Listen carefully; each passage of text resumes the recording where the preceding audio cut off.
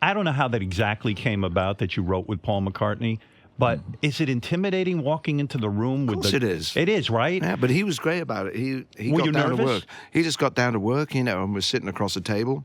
We were even a little closer than we are, Howard. Yes, You know? and when you're doing that, at first you're like, what right do I have to tell him? Or I feel funny bringing up an idea, or I don't even know the process he uses. What is his process? Well, in I don't know what. I'm Do you sure sit and he's- hum I'm- to each other? Do you go, I'm thinking Here's of this? something I've got. Two guitars, yeah, exactly. Yeah. 2 guitars and a notebook and a beginning of something.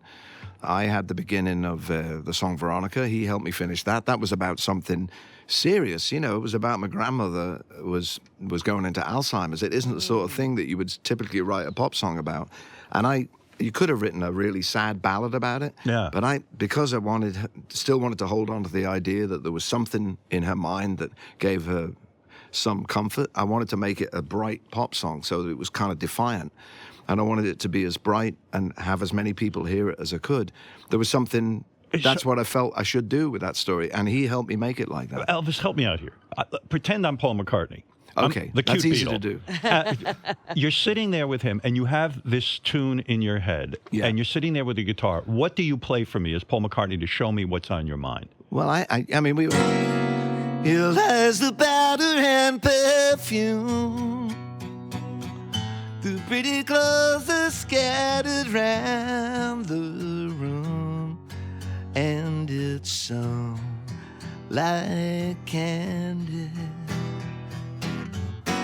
So I played that or something like that, and he go, no, it wants to be like this or do that, and put that bit in after that. And I Wow. wrote in the last Wow. verse, I wrote something about she couldn't say goodbye. He couldn't say goodbye, but but you've got lousy taste. And he said, you can't put "you've got lousy taste" in a song. He'd like.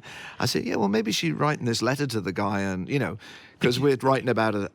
When you're writing with somebody else, you can't write the specific person that maybe so much. You've got to think about all the people you've known and make up a character. Is it possible in that session to reject an idea of Paul McCartney's? Because he's we Paul did. McCartney. Yeah, of course you have to be able to. I mean, he was, you have to be able to have disagreements. I mean, he would say, we were writing a song called You One or Two, which was alternate lines, I've loved her oh so long. Well, that's not what you said the other night. Was every other line was, one was starry-eyed and the next one was cynical.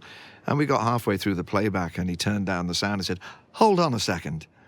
You're getting all the good lines here, Because, of course, he'd been there before, Right. obviously. And I was trying very hard not to kind of think I could be like John Lennon, because I was just stupid, And but then he kind of got at ease with the fact that he sounded good singing those starry-eyed lines, and I sounded good singing the cynical lines.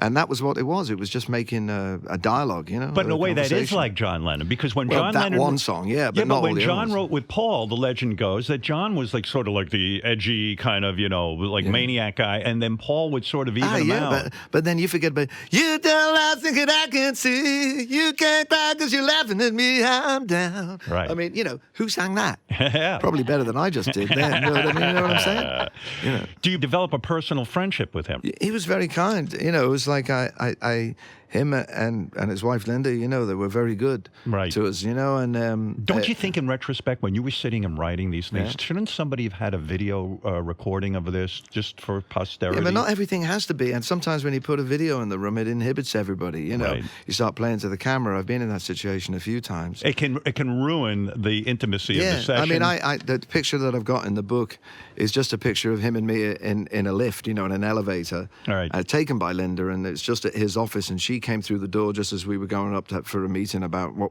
we were going to do next, Yeah. and she just snapped us.